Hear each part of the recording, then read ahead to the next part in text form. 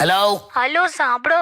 હા, શું કરે સેજલ? એટલે મારું તો કઈ પૂછો હવે, આ કેવું લાગે છે? શું સેજલ શું કરે? એમ નહીં, હું નીકળ્યો ત્યારે સૂતી હતી એમ.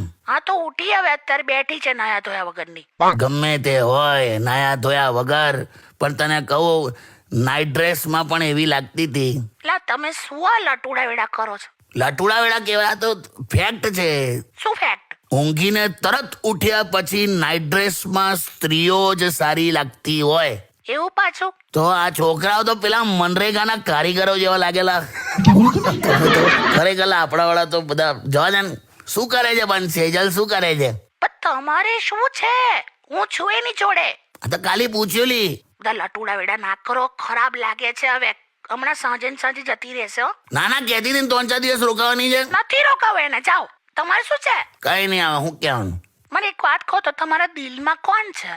તું જ છે ને હવે. પાક્કું ને? હા. ચલો, મારી પ્રાર્થનાની અસર તો છે. કઈ પ્રાર્થના?